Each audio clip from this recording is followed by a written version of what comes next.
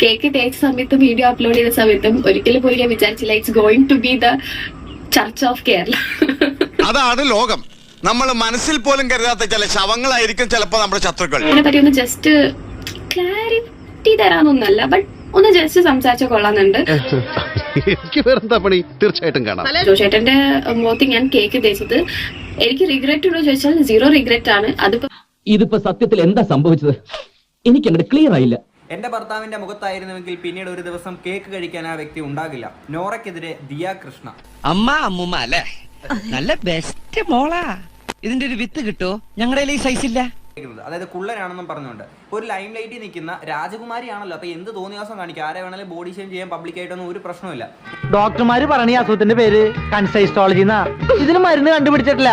സ്വന്തം ഭർത്താവിന്റെ ദേഹത്ത് കേക്ക് ആയിരുന്നെങ്കിൽ കൊന്നുകളയുമായിരുന്നു എന്ന് പറയുന്ന ഒരു വ്യക്തി, ആ വ്യക്തിക്ക് വേറൊരാളുടെ ഭർത്താവിനെ ഒരാൾ കുള്ളൻ എന്ന് വിളിക്കുമ്പോൾ ഇത്രത്തോളം ചിരി വരുന്നുണ്ടെങ്കിൽ ദാറ്റ് ഷോസ് നിങ്ങളുടെ മൈൻഡ് സെറ്റിലെ ചൊറി.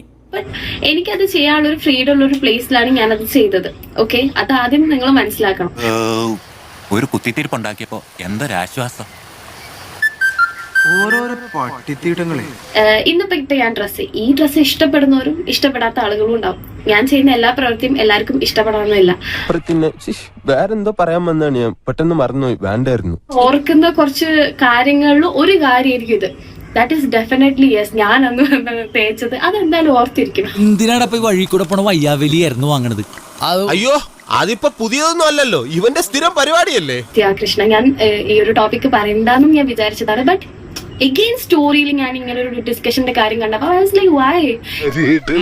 വെറുതെ അല്ലോട് തന്നെ പരദൂഷണം വരീതെന്ന് വിളിക്കുന്നത്. ആരെയും കിട്ടിയില്ലെങ്കിൽ നിങ്ങൾ അഭിപ്രായം പറയുന്ന സമയത്ത് നിങ്ങൾ ഒരു കാര്യം ആലോചിക്കേണ്ട വെച്ചാൽ നിങ്ങളും ഒരു ഇൻഫ്ലുവൻസർ ആണ്. ഒരു ഇൻഫ്ലുവൻസർ വേറൊരു ഇൻഫ്ലുവൻസറിനെ പറ്റി പറയുന്ന സമയത്ത് it will effect very badly. കിട്ടിയ സമയത്തിന് നീ എന്റെ കാല് വാരിയല്ല. ഇപ്പൊ തന്നെ യൂട്യൂബ് സെർച്ച് ചെയ്യുന്ന സമയത്ത് ഏറ്റവും ഫസ്റ്റിൽ വരുന്നത് എന്നെ കൊല്ലൂന്ന് പറഞ്ഞു, എന്നെ അതാക്കും പറഞ്ഞു, ഇതാക്കും പറഞ്ഞു. അപ്പം സ്വഭാവം നന്നാത്തവൻ ഒരിക്കലും രക്ഷപ്പെടില്ല എന്ന് കേട്ടിട്ടുണ്ടോ? ഇപ്പൊ കേട്ടു. ഇത് നിന്റെ ഡയറി കുറിച്ച് വെച്ചോ, ആവശ്യം വരും. May be you can tell that okay ഞാൻ അത് ഉദ്ദേശിച്ച് പറഞ്ഞതല്ല, ഇത് ഉദ്ദേശിച്ച് പറഞ്ഞല്ല. ബട്ട് കോൺടെസ്റ്റ് ആ ഒരു രീതിയിൽ വരെ ആളുകൾക്ക് പറയാനുള്ള ഒരു സിറ്റുവേഷൻ ഉണ്ടാക്കി കൊടുത്തത് ആക്ച്വലി ഇറ്റ്സ് യു. ഓക്കെ, ഇപ്പൊ എടാ, ഒരു വിഡ്ഢി സ്വയം പുകഴ്ത്തും, ഒരു ബുദ്ധിമാൻ വിഡ്ഢിയെ പുകഴ്ത്തും. നിന്റെ കാര്യത്തിൽ രണ്ടും കറക്റ്റ്.